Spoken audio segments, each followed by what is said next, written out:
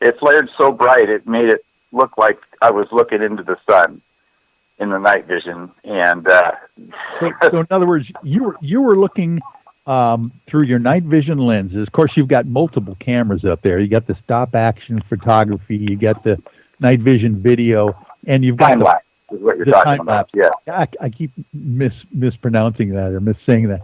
But you've got these monitors on the tripods as well, so you can actually see the thing without having to put your eyes through the viewfinder there. That's correct. And it was just an awesome sight. Matter of fact, I would like to bring Ray right now on because I believe she was the first person to actually sight this anomalous giant orb, basically white light coming across us at the East City Ranch when we saw this first. Are you there, Ray, still? I'm right here. Okay. Why don't you tell us a little bit about how that whole incident started with that UFO and what you initially saw first? Okay. Well, the reason I was called out to the field in the first place was because James Gilliland had just seen a sighting that he believed he could predict the time of when it had came in. He had a feeling. He went out to the field, and everyone was out in the field watching what he believed to be a UFO. They were all looking to the right. We started looking. We were setting up our equipment with the Wade brothers, and we were just starting to do a couple of our scenes for the upcoming documentary on Mount Adams. And so I was looking to the left of the field, behind everybody's head, and I noticed something in the sky, kind of warble would be the word. It sort of was moving almost like back and forth in a gyrating pattern. And I, for a second, thought, could that be a star? Could this be an anomaly from the atmosphere? And I was just trying to place in my mind and check every box and try to figure out what could it not be. And about that point, I realized it was doing something extremely strange. It sped up and it changed direction in a 90-degree pattern. That's when I alerted the rest of the team and the production crew to, hey, we got something going on right here. What's this behind you? So at that point, he looked up, and he was able to confirm he saw what I was seeing. So, in fact, there's two of us seeing it. We were able to triangulate and get our equipment on it and quickly get the production cameras up and running to try to capture it in the moment. It was really exciting. We weren't sure what we had at the moment. I mean, you never know.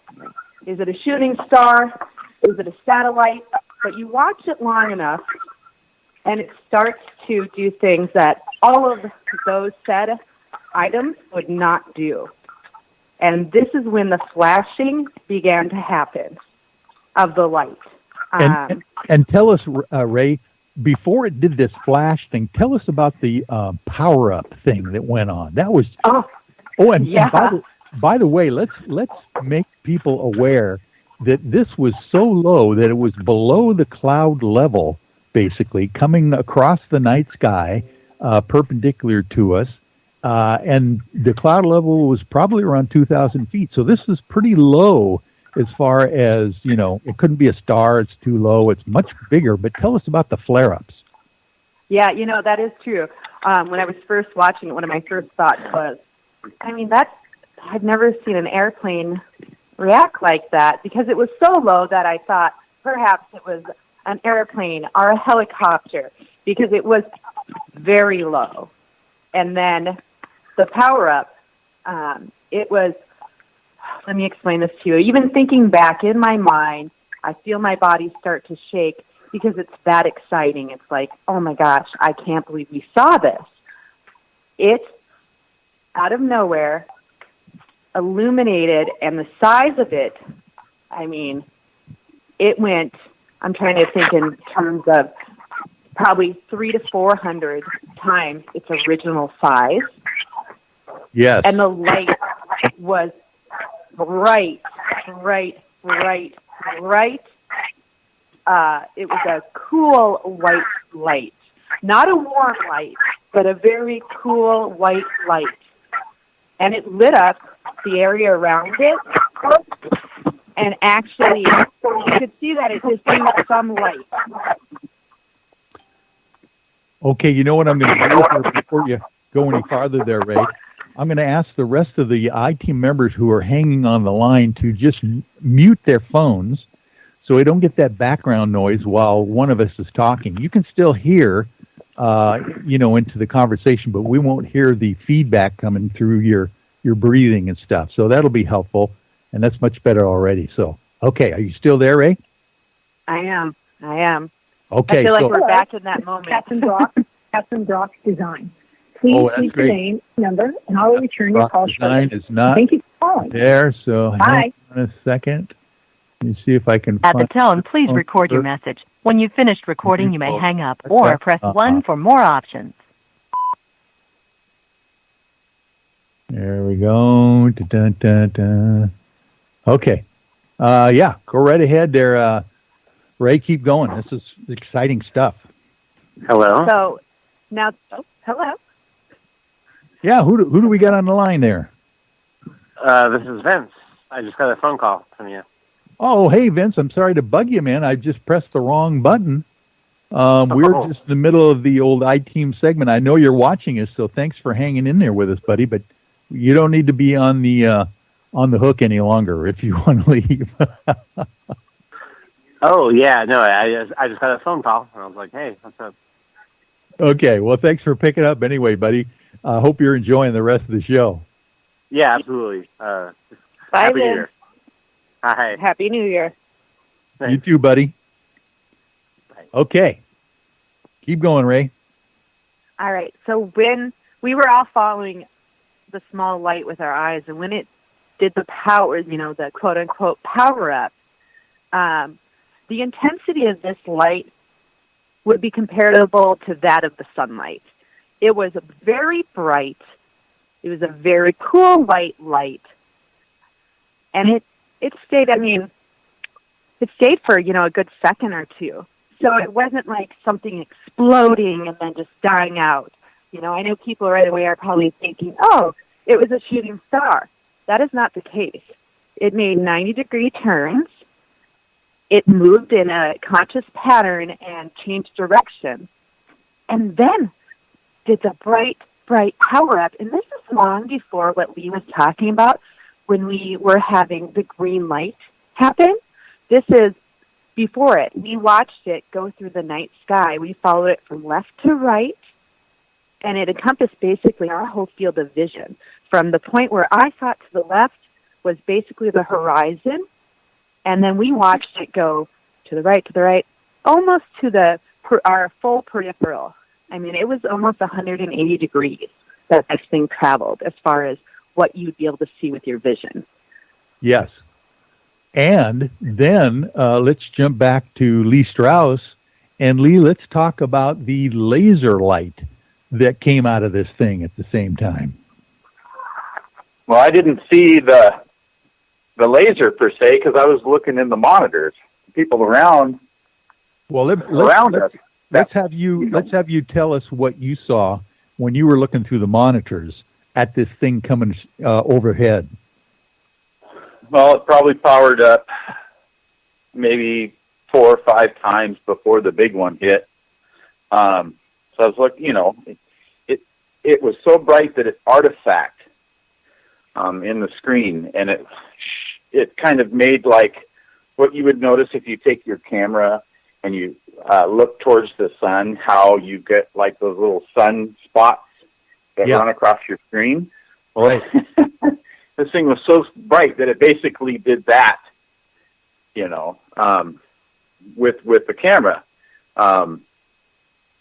And immediately after this happened, I started getting a migraine, which Hi, this is Stephanie. Thanks for calling, and I'm sorry I missed your call. Please leave me a message, and I'll get back to you as soon as I can. You want to take care of that? Yeah, I'm going to take care of that one right now. At the tone, please record your message. When you've finished recording, you may hang up or press 1 for more options. Now, there we go. Okay, took care of that one. Yeah, so basically, after it did its huge burst, I can't describe, let's say. So a couple of the bursts were kind of medium to small. And then that big one hit, and that's when I started getting my migraine. But I'd never seen anything flash that bright in the sky before. That was just incredible. And fortunately, you got all of this on tape. And I can't wait to where we can edit that tape together and get it out to the public soon. But, of course, we're going to also be talking with very shortly Ambition Pictures, Philip and Timothy Wade, on the final editing that's going on the entire Mount Adams project that they were filming us regarding.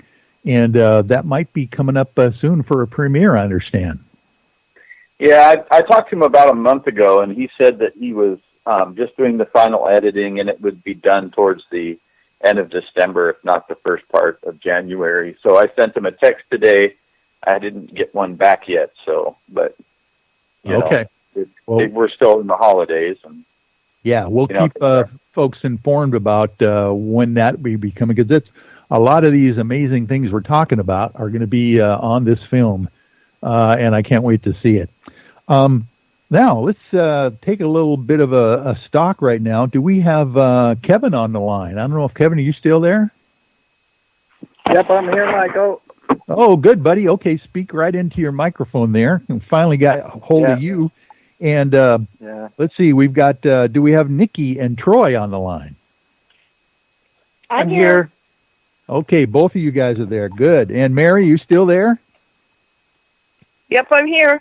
Okay, good. We're getting down to the last 20 minutes of the show, and I think what we should do is kind of jump over a little bit to, well, first of all, before we leave Mount Adams, let's get Kevin's take on, and we're going to get Troy's take on as well, some of the anomalous activity that happened out there at Takalaka Lake on the north side of Mount Adams when we were down there after we left E-City Ranch. So why don't you start it off, Kevin, by kind of giving us an idea of where this campground was at Takalaka Lake and what the UFO I-Team was doing there.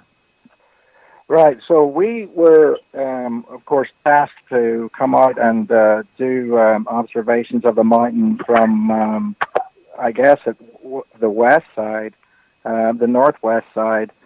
And so, because I think you in the past had seen something there with some of your friends too, as far as, you know, glowing things on the mountain, we were hoping to see, with the telescopes and things that we brought up there, that we would actually be able to see, some of the people from the I-Team as well as one of the Wade brothers up on the mountain, but it never really turned out that way as far as what we could see.